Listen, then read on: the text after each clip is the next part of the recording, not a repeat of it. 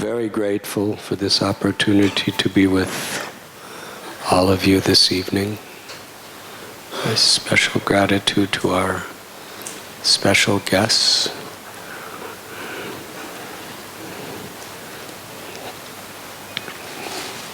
The topic is nature. Should we love it or should we fear it? And His Grace Sri Radheshyam Prabhu has just given us a comprehensive, insightful, and very realized explanation of how we could see the world through the eyes of the scriptures and the enlightened beings.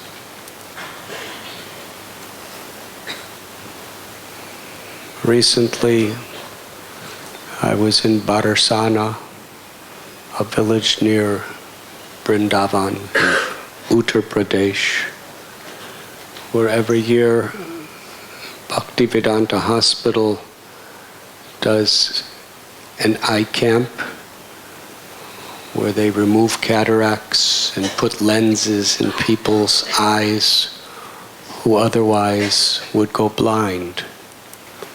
And they have no money for any medical care.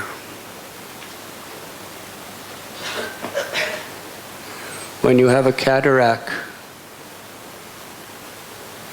you're not able to see anything the way it really is.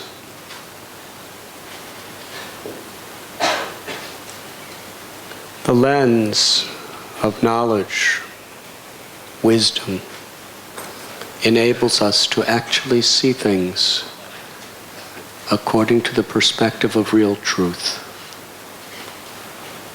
The cataract that is covering the vision of people in this world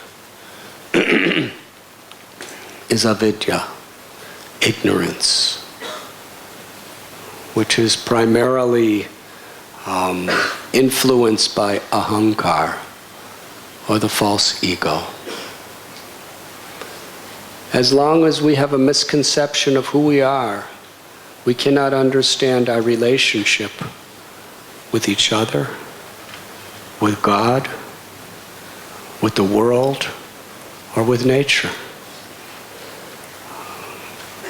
We chant this verse, Om Agyan Timidandasya Gyananjana Chalakaya Chakshurun Militam Yena Tasmai Sri Gurave Namah. These days, especially if you go into the West, one of the most popular words is guru. There are fitness gurus, and there are stock market gurus, and there are plumber gurus. Anybody who teaches anything is considered a guru, and that's the word they use. It's interesting how a very sacred Sanskrit word comes into the modern world in such ways. But actually a guru is one who restores our original sight by removing the cataract of ignorance from our eyes so we can see things in truth. Who really am I? And what is my relationship with nature? Should we love it or should we fear it?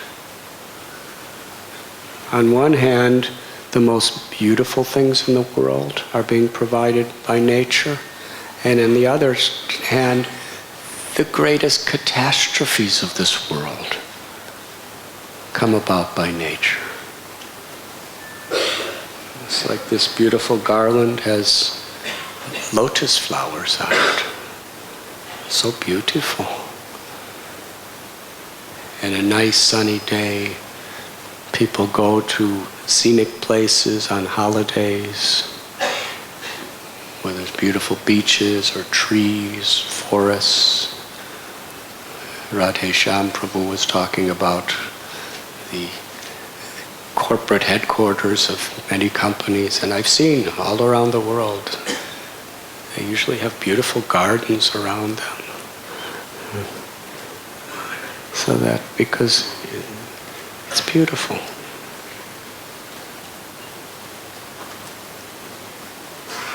Looking into a full moon starlit night, feeling a very nice ocean breeze, hearing the sweet singing of nightingales and cuckoos. It's very pacifying to the heart and to the mind. And then the next day, there's an earthquake. Or there's a massive cyclone with thunder and lightning. Or a tsunami. So is nature nice or is nature not nice? Nature's both. But even if it remains very sunny and perfect temperature and everything is beautiful and the nightingales sing in the night and the cuckoos sing in the day, still, by nature, the power of time is going to make everyone grow old, get diseased, and die. Padam padam yadvipadam natesham. Within this incredible beauty of nature, there's also danger at every step. We just don't know what's happening or what's going to happen. A massive tsunami can come and crash down and destroy your entire nation, a major part of it.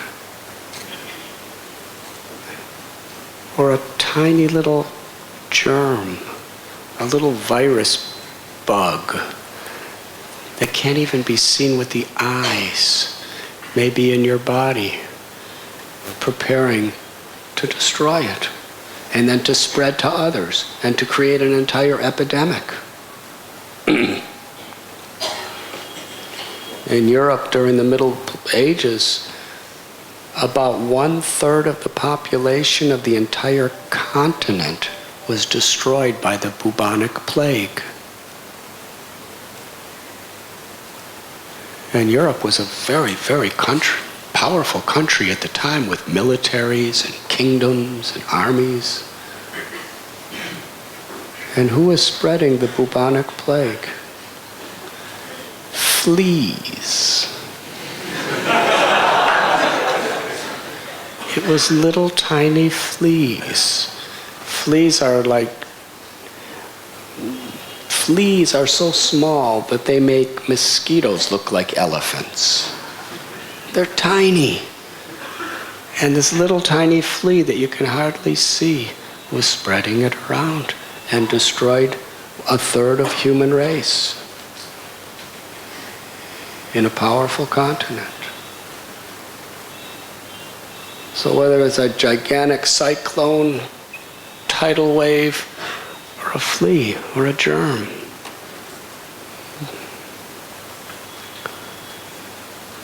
there's always dangers in this world. And ultimately, time is invisible. You can't see it, you can't touch it, taste it, smell it, hear it. But it's so powerful that the most powerful militaries cannot stop it for a moment. You can't bribe it. You can't seduce it with beauty. You can't philosophically defeat it. Never stops. And with each moment, it's in the process of making the highest Himalayas into powder, drying the oceans, burning out the sun and every star in the sky and destroying the earth. That's the power of time.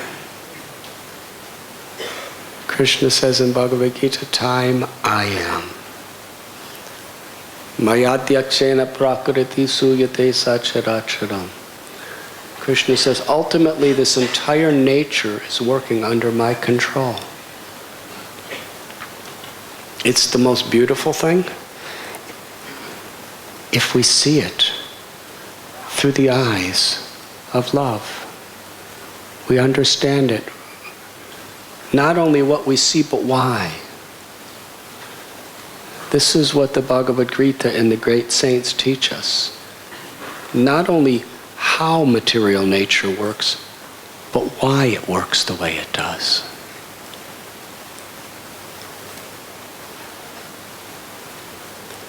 Ultimately, there's no such thing as death or destruction.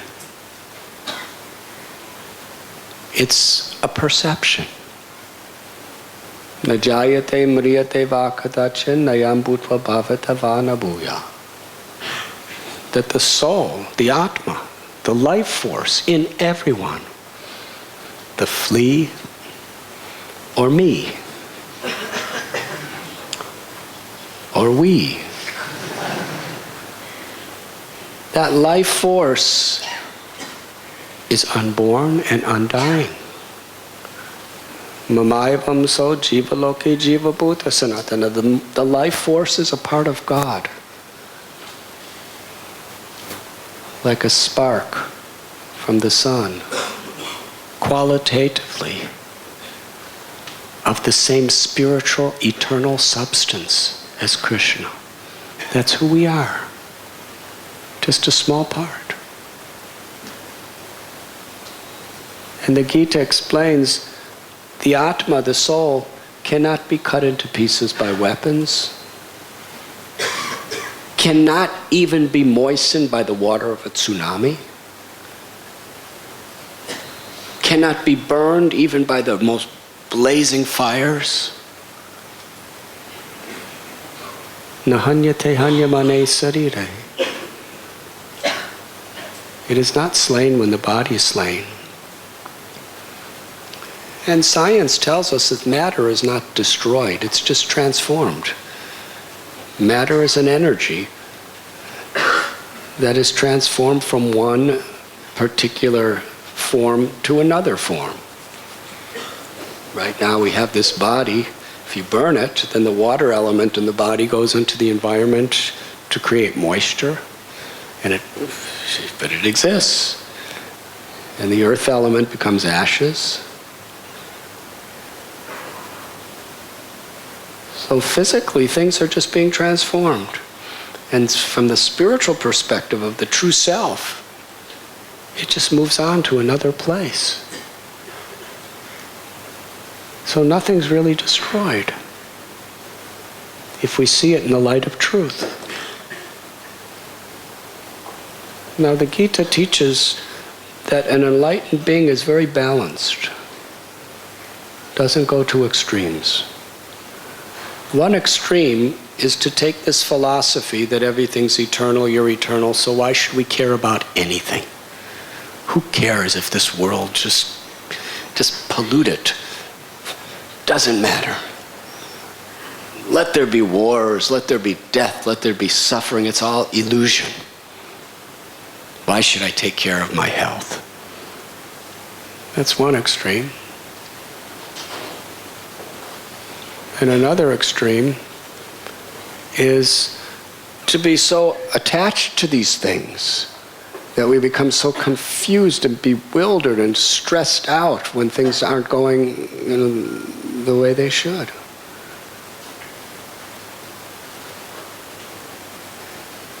And when somebody dies, we become so depressed and alone. But the balance that the Gita teaches is paradukha dukhi. That an enlightened being, another person's suffering becomes my suffering. And another person's happiness is my happiness. And we feel for the suffering of people. If we're on the bodily concept and we think that only my immediate family is my relatives, then we really feel for our relatives. But if on the spiritual concept, we realize aham bija pratapita, that Krishna is the seed-giving father and mother of all living beings, and therefore we are all related, then we have compassion and we feel the pains of every living being. Every aspect of human life, whatever caste, religion, race, sex, we feel for all species. The cows, the goats, everyone, the birds. Because we can feel their happiness and their distress. This is enlightenment.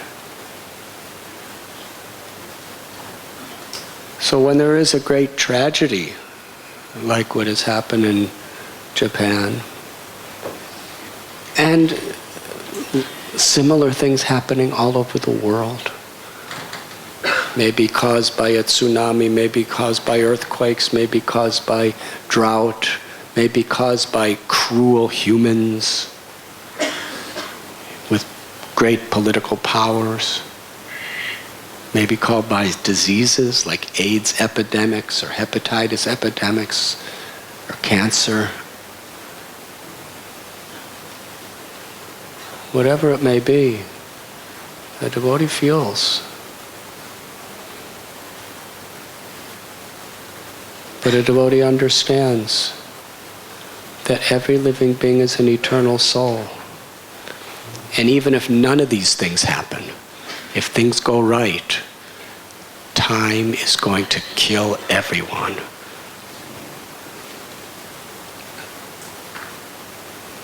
So therefore we should feel that a similar compassion even for happy people living in Malabar Hill, Altamont Road, Chowpatty Beach. Very successful, very nice, but at every moment being destroyed by time. And they're going to die. And their children and their parents and everyone are going to die. What about them? Whether it comes as an earthquake, or whether it comes with a disease, or whether it comes with old age,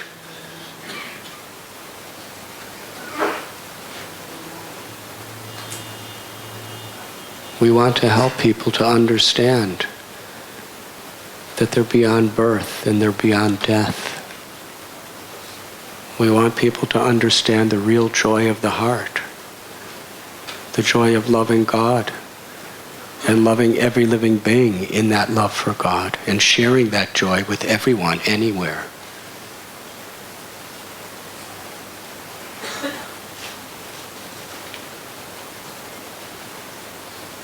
The purpose of the fearful situations of nature is meant to be an impetus to love nature.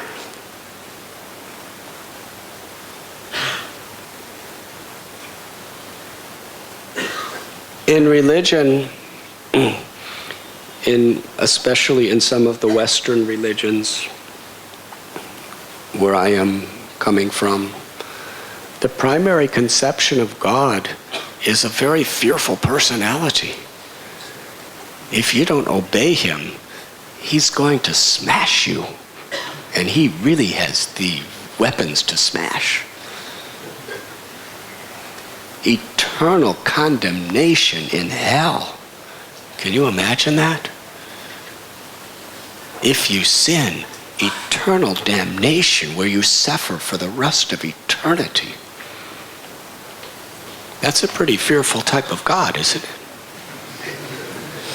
And there's instances of sinners getting thunderbolts crashing against their heads and all sorts of, laws God has ordained these laws, obey or you're damned.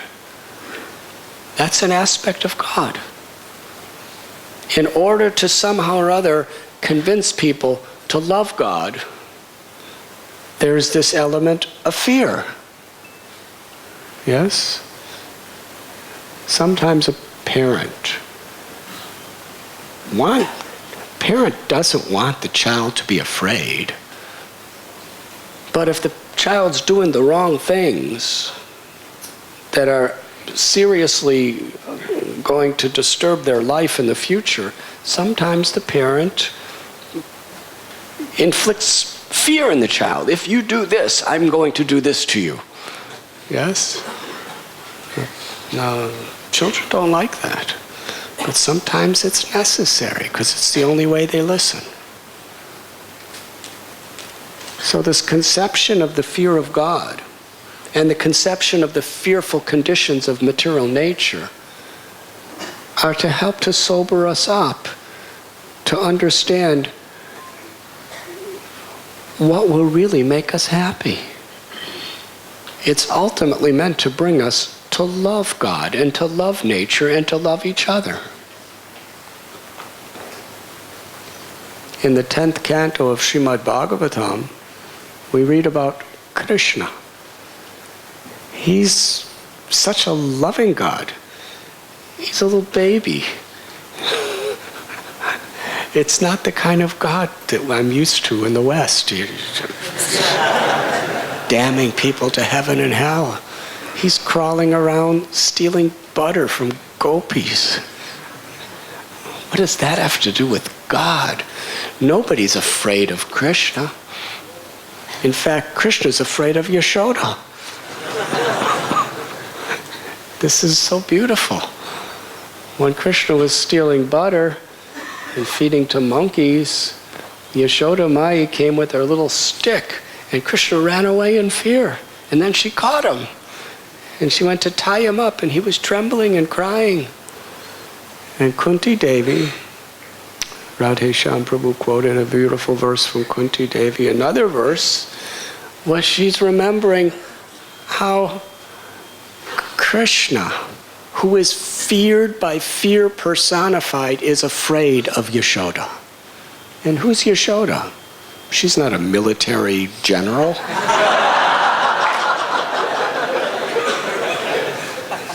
She's a very simple, delicate mother, a gopi.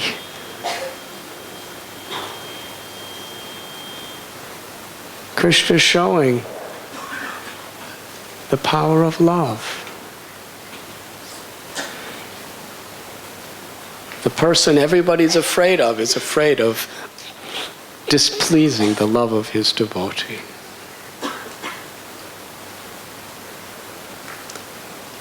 So to the degree we actually awaken our love for Krishna and understand the beauty of Krishna, the charm of Krishna, the grace of Krishna, and the love that Krishna has for us, which is beyond this world. It's between the soul and Krishna. And because we've neglected that love and we've rejected that love and we're so mesmerized by the things of this world, the fearful stuff,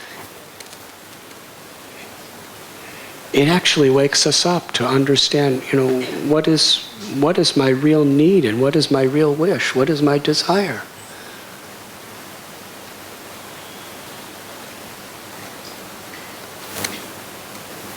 When Srila Prabhupada, our Gurudev, was in Calcutta, and it was the Japanese that was bombing Calcutta. They were dropping bombs on Calcutta to take over India. And at that time, Srila Prabhupada was cooking puris. And the air raids were going off, and everybody was running to the bomb shelters underground, or running to the basements wherever they can find shelter. And they said to Prabhupada, Abai, Abai, come. But his name is Abai.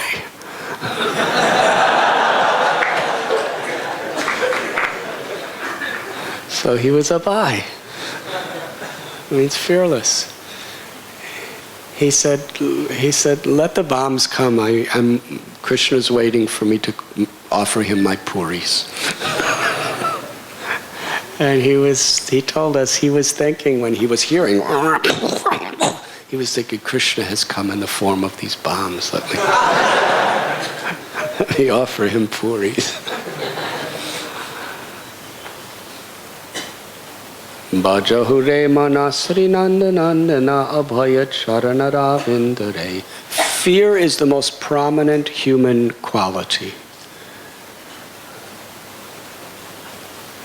It's either behind the scenes or very much in front, motivating people in so many ways. So much of industry, so much of economy, so much is based on fear. And the more you have, the more you have to fear losing.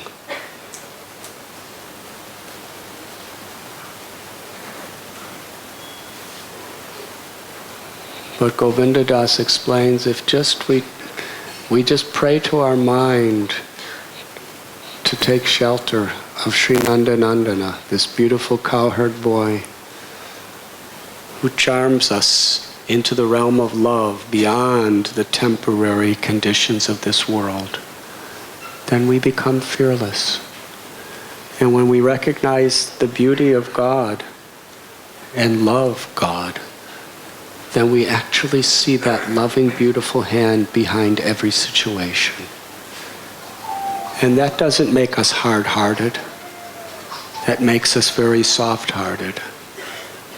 On every level, body, mind, and soul, to help people to relieve their sufferings. But it equips us to serve people to the highest, most comprehensive way.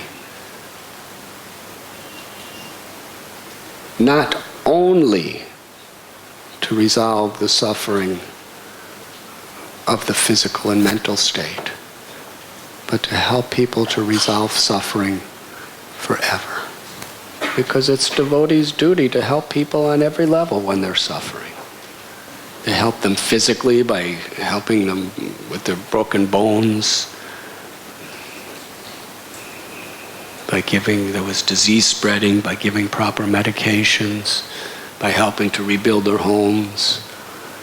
They helped them emotionally, because emotionally the suffering was terrible. People had lost their mothers, their fathers, their children, their husbands, their wives, their property, their wealth, their everything. By encouraging them, by appreciating them. And ultimately, what the people appreciated the most was the spiritual care they were given. Because it actually empowered them, not only in this situation, but forevermore, to see through the lens of truth. That the soul is eternal and nothing can destroy it. And while we're compassionate to the soul suffering due to the body and to the mind, we simultaneously want to liberate the soul.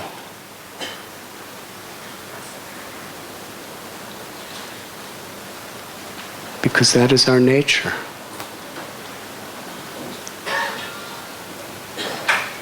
Our nature is eternal, full of knowledge and full of bliss.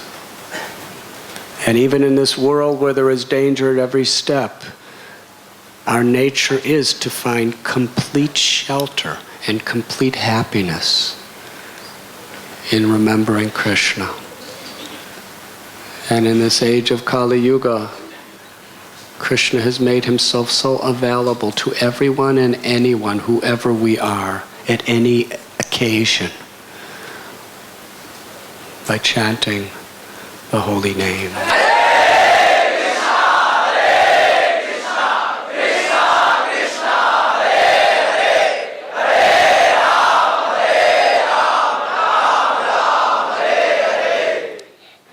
Krishna is non-different than his name.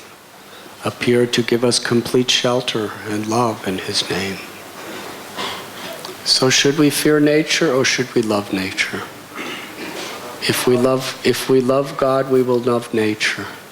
And we will understand that even the fear will be incentive to help us to love. And even the fear will be an incentive to help us to be instruments to help others to love. Thank you very much.